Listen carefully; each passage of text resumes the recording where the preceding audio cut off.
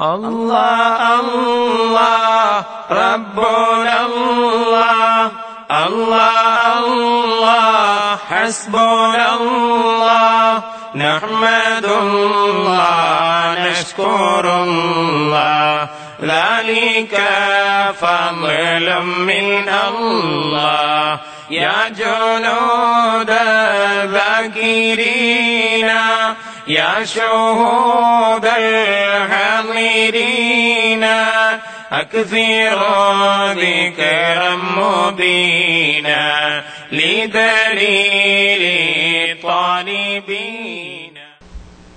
പ്രിയ സഹോദരങ്ങളെ, അല്ലാഹു സുബ്ഹാനഹു വ തആല എല്ലാ പടപ്പുകളുടെയും ഉടമസ്ഥനും സർവശക്തനും സർവജ്ഞനുമായ അല്ലാഹു സുബ്ഹാനഹു വ തആല അവനാണ് എല്ലാ കഴിവുകളും. അവനല്ലാതെ ചെറുതോ വലുതോ സാധാരണമോ അസാധാരണമോ ആയ ഒരു കഴിവും ഒരാൾക്കും ഇല്ല. അവന്റെ കഴിവിൽ നിന്ന് അവൻ ഉദ്ദേശിച്ചവർക്ക് അവൻ ഉദ്ദേശിക്കുന്നത്ര അവൻ ഉദ്ദേശിക്കുമ്പോൾ നൽകുന്നു. ഇത്രയും കാര്യങ്ങൾ ഖുർആനിന്റെ അടിസ്ഥാനത്തിൽ നാം പറഞ്ഞ സ്ഥിതിക്ക് അല്ലാഹു സുബ്ഹാനഹു വ തആലയിൽ വിശ്വസിക്കേണ്ട ഏറ്റവും പ്രധാനപ്പെട്ട കാര്യങ്ങളിൽ ഒന്ന് അല്ലാഹുവിന്റെ വഹ്ദാനിയത്ത്. അത് മാത്രമല്ല, ഒരുപാട് കാര്യങ്ങളുണ്ട്. അതിൽ ചിലതൊക്കെ നാം പറഞ്ഞു. ഏറ്റവും പ്രധാനപ്പെട്ട ഒരു കാര്യം അല്ലാഹുവിന്റെ വഹ്ദാനിയത്തിലുള്ള വിശ്വാസമാണ്. അതെന്താ അതിന് മാത്രത്ര പ്രാധാന്യം എന്ന് പറയാൻ കാരണം, മറ്റ് ഒരുവിധം അള്ളാഹുവിന്റെ സിഫത്തുകളിലൊക്കെ ലോകത്തുള്ള മഹാഭൂരിപക്ഷം വരുന്ന ഇലാഹിൽ വിശ്വസിക്കുന്ന ദൈവവിശ്വാസികളായ മുഴുവൻ ആളുകൾക്കും വിശ്വാസവും സമ്മതവും ആണ്. വിഷയത്തിൽ പ്രാധാന്യമില്ലാത്തത് കൊണ്ടല്ല, നിലവിൽ തർക്കമില്ലാത്തത് കൊണ്ട് അത് അത്രമാത്രം കൂടുതൽ അല്ലാഹു സുബ്ഹാനഹു വ തആല തന്നെ പരാമർശിച്ചിട്ടില്ല.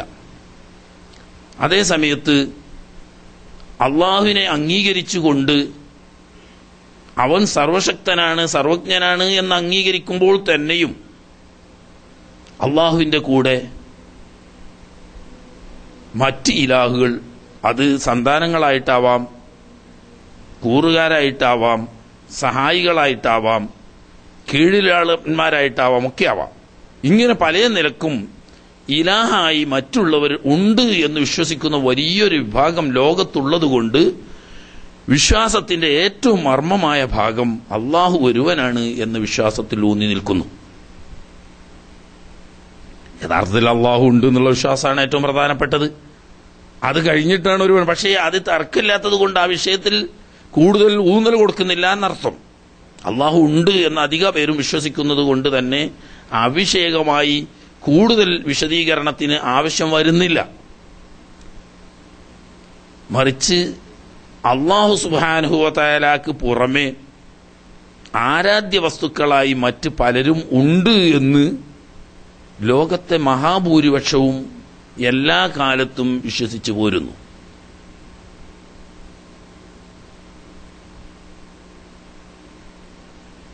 ഒരു കാലത്തും ഇതുവരെയായി അല്ലാഹു ഒരുവനാണ് എന്ന തൗഹീദിന്റെ വിശ്വാസം ലോകത്ത് ഭൂരിപക്ഷം വന്നതായി കാണുന്നില്ല. അക്സറ മൻ ഫിൽ അർദി യുദില്ലുക അൻ സബീലില്ലാഹ് എന്ന് അള്ളാഹു തന്നെ തുറന്നു പറയുകയും ചെയ്തിട്ടുണ്ട്.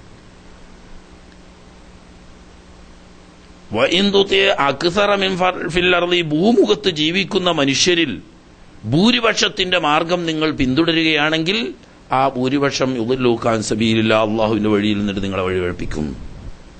അപ്പൊ ഭൂരിപക്ഷം പിഴച്ച മാർഗത്തിലാണുള്ളത്. അപ്പൊ അതുകൊണ്ട് തന്നെ സത്യവും ലോകത്തിന്റെ വലിയ ഭൂരിപക്ഷവും തമ്മിൽ എന്നും തർക്കിച്ചുകൊണ്ടിരിക്കുന്ന പ്രധാനപ്പെട്ട ഒരു വിഷയമാണ് തൗഹീദ്. ഇത് വളരെ ചുരുങ്ങിയ വാക്കുകളിലൂടെ അല്ലാഹു സുബ്ഹാനഹു വ തആല പരിചയപ്പെടുത്തുന്നു. അള്ളാഹുവിനെ പരിചയപ്പെടുത്താൻ മറ്റാരെക്കാളും അർഹൻ അള്ളാഹു തന്നെയാണ്. അതാണ് സൂറത്തുൽ ഇഖ്ലാസിന് ഖുർആനിൽ മറ്റു സൂറത്തുകൾക്ക് ഇല്ലാത്ത പ്രാധാന്യം ലഭിക്കാനുമുള്ള കാരണം.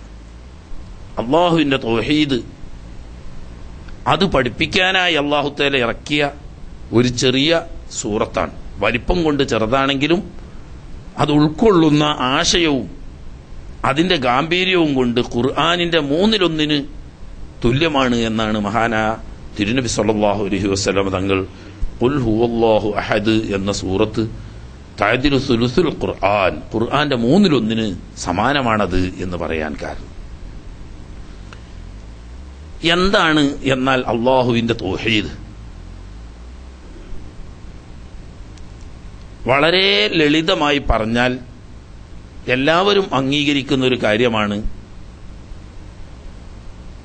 അല്ലാഹു സുബ്ഹാനഹു വ തആല അവന്റെ ദാത്തിലും സിഫാത്തിലും അഫ്ആലിലും ഒരുവനാകുന്നു എന്നത്. ഇതിലാർക്കും തർക്കമില്ല. അല്ലാഹു തആല ദാത്തിലും സിഫാത്തിലും അഫ്ആലിലും ഒരുവനാണ് എന്ന് പറഞ്ഞാൽ എന്താണ് അതുകൊണ്ട് ഉദ്ദേശിക്കുന്നത്? അവിടെയാ പിന്നെ തർക്കം വരിക. അല്ലാഹു സുബ്ഹാനഹു വ തആല ദാത്തിൽ ഒരുവനാകുക നമ്മൾ 3-ാം ക്ലാസ്സിലെ അഖീദ മുതൽ പഠിച്ചു പോരുന്ന വിഷയമാണ്. അല്ലാഹു സുബ്ഹാനഹു വ തആല അവന്റെ വിശുദ്ധ ദാത്തിൽ ഒരുവനാണ് എന്ന് വിശ്വസിക്കണം. എന്ന് പറഞ്ഞാൽ ആരാണ് പിന്നെ ഇരുവരുള്ളത്? എല്ലാവരും ഒരുവര് തന്നെയല്ലേ? പക്ഷെ അങ്ങനെയല്ല. അള്ളാഹുവിന്റെ ദാത്ത് ഒരുവനാണ് എന്ന് പറഞ്ഞാൽ സൃഷ്ടികളുടെ ഏത് തരത്തിലുള്ള സൃഷ്ടികളുടെ വിശുദ്ധ ദാത്തുമായി ബന്ധപ്പെടുത്തുമ്പോൾ, അള്ളാഹുവിന്റെ ദാത്തുമായി സൃഷ്ടികളെ ബന്ധപ്പെടുത്തുമ്പോൾ അത് തമ്മിൽ വ്യത്യാസപ്പെടുന്ന പ്രധാനപ്പെട്ട രൂപം, സൃഷ്ടികളുടെ ദേഹത്തിന് പല ഭാഗങ്ങളുള്ളതായി കാണും. ജുസ്ഉകൾ എന്നാണ് പറയാ. പല ഭാഗങ്ങളുള്ളതായി കാണാം. ഇങ്ങനെ പല ഭാഗങ്ങൾ കൊണ്ട് ഒരുമിച്ച് കൂട്ടപ്പെട്ട ഒരു തടിയാണ് പടപ്പുകളുടെ തടികൾ. അത് ഏത് തരത്തിലുള്ള പടപ്പെടുത്ത് നോക്കിയാലും പല ഭാഗങ്ങൾ കൂടി സംയോജിപ്പിച്ച ഒരു സംയുക്ത രൂപമാണ് ശരീരം. തല, ഉടല്, കൈകാലുകൾ തുടങ്ങി ശരീരത്തിന്റെ മേൽഭാഗം, താഴ്ഭാഗം, മധ്യഭാഗം, ഇടതുഭാഗം, വലതുഭാഗം, മുൻഭാഗം, പിൻഭാഗം, മുകൾ ഭാഗം, അടിഭാഗം, ഇങ്ങനെ 6 ഭാഗങ്ങളുള്ളതും പ്രത്യേകങ്ങളായ അവയവങ്ങളുള്ളതും ഇവ കൊണ്ട് ഒരുമിച്ച് കൂട്ടപ്പെട്ട വസ്തുക്കളാണ് ശരീരങ്ങൾ. അല്ലാഹു സുബ്ഹാനഹു വ തആലയുടെ വിശുദ്ധ ദാത്ത് ഈ പറഞ്ഞ ഒരു പ്രത്യേകതയും ഉണ്ടാകാൻ പാടില്ല. ഇങ്ങനെയല്ലാതെ നമുക്ക് ഒരു ശരീരത്തെ മനസ്സിലാക്കാനും കഴിയില്ല. 6 ഭാഗങ്ങളുള്ളതും അതുപോലെ തന്നെ പ്രത്യേക അവയവങ്ങളോടുകൂടിയതും. എന്നാൽ അല്ലാഹു സുബ്ഹാനഹു വ തആല അവന്റെ വിശുദ്ധ ദാത്ത് ഇങ്ങനെ ആവാൻ നിവൃത്തിയില്ല. കാരണം ഇതൊക്കെ പടപ്പുകളുടെ പ്രത്യേകത. പടപ്പുകളുമായി അല്ലാഹു സുബ്ഹാനഹു വ തആല ഒരു വിഷയത്തിലും തുല്യമാകാൻ പാടില്ല. അപ്പോഴേ അള്ളാഹുവിന്റെ ഏകത്വം വരുന്നുള്ളൂ. അവൻ ഒരുവനാണ്, തനിച്ചവനാണ്, അവൻ മറ്റൊരാളെ പോലെ സമാനനല്ല എന്ന് പറയുമ്പോൾ എല്ലാ അർത്ഥത്തിലും വ്യത്യാസപ്പെടണ്ടേ? അപ്പോ അള്ളാഹുവിന്റെ ദാത്തിനെ സംബന്ധിച്ച് അതിന് മുകൾ ഭാഗമെന്നോ താഴ്ഭാഗമെന്നോ മുൻഭാഗമെന്നോ പിൻഭാഗമെന്നോ ഇടതുവശമെന്നോ വലതുവശമെന്നോ തിരിക്കാൻ യാതൊരു നിവൃത്തിയുമില്ല. കാരണം ഭാഗങ്ങളൊക്കെ സൃഷ്ടികളാണ്. ഭാഗങ്ങളിലേക്ക് ആവശ്യമാകുന്നവൻ യഥാർത്ഥത്തിൽ സൃഷ്ടിയാണ്. ഇങ്ങനെയുള്ള ഭാഗങ്ങളില്ലാത്ത, അതുപോലെ തന്നെ അവയവങ്ങൾ, കൈകൾ, ഇടത്തെ ഭാഗത്തൊരു കൈ, വലത്തെ ഭാഗത്തൊരു കൈ, കൈക്ക് പിടിക്കാനുള്ള പ്രത്യേക വിരലുകളോടുകൂടിയ പ്രത്യേകമായ കൈപ്പത്തി, അതുപോലെ തന്നെ കാലുകൾ, അത് തന്നെ നടക്കാനുള്ള പ്രത്യേകമായ പാദം, ഇങ്ങനെ തുടങ്ങിയിട്ട് പ്രത്യേക അവയവങ്ങൾ, ഇങ്ങനെ പലവിധ അവയവങ്ങൾ കൂടിയ സംയുക്ത രൂപമാണ് നമ്മളെ ശരീരമെങ്കിൽ അള്ളാഹുവിന്റെ ദാത്തിന് ഇങ്ങനെയുള്ള ഒന്നും ഉണ്ടാവാൻ പാടില്ല. ഇതിൽപ്പെട്ട ഏതും സൃഷ്ടികളുമായുള്ള സാമ്യമാണ്. സൃഷ്ടികളുമായി സാമ്യം വന്നു കഴിഞ്ഞാൽ സൃഷ്ടിയും സൃഷ്ടാവും തമ്മിൽ വ്യത്യസ്തനായിരിക്കണം. ലൈസ കമിസ്ലിഹി ശൈഉൻ വഹുവ സമീഉൽ ബസീർ. അല്ലാഹു തആലക്ക് സമാനമായി ഒന്നുമില്ല എന്നർത്ഥം. ഒരർത്ഥത്തിനും അല്ലാഹുവിനോട് സമാനമാവുന്നത് ഒന്നും ഉണ്ടാവാൻ പാടില്ല. ഈ വിശുദ്ധ വാക്യത്തിന്റെ അടിസ്ഥാനത്തിൽ തന്നെ അള്ളാഹുവിന്റെ ദാത്തിന് സമാനമായ ഒരു ദാത്ത് വേറെ ഇല്ലെന്ന് മാത്രമല്ല, സൃഷ്ടികളുടെ സമാനമായ ഒരു അവസ്ഥ ആ ശരീരത്തിന് ദാത്തിന് ഉണ്ടാവാനും പാടില്ല. അപ്പോ യഥാർത്ഥത്തിൽ അള്ളാഹുവിൽ പങ്കുചേർക്കുന്നതിന്റെ ഭാഗമാണ് അള്ളാഹുവിന് കൈകാലുകളുണ്ടെന്നും അള്ളാഹുവിന് അടിഭാഗവും മേൽഭാഗവും ഉണ്ടെന്നും അള്ളാഹു സുബ്ഹാനഹു വ തആല ഇരിക്കുകയും നടക്കുകയും ചെയ്യുമെന്ന് പറയുന്നതും അള്ളാഹു സുബ്ഹാനഹു വ തആലയുടെ മേൽഭാഗമെന്നോ അവന്റെ താഴ്ഭാഗമെന്നോ അവന്റെ ഇടത് വലത് ഭാഗങ്ങളെന്നോ അവന്റെ മുൻ പിൻ ഭാഗങ്ങളെന്നോ ഉണ്ടെന്ന് പറയുന്നത് അള്ളാഹുവിൽ ശിർക്ക് വെക്കുന്നതിന് തുല്യമാണ്.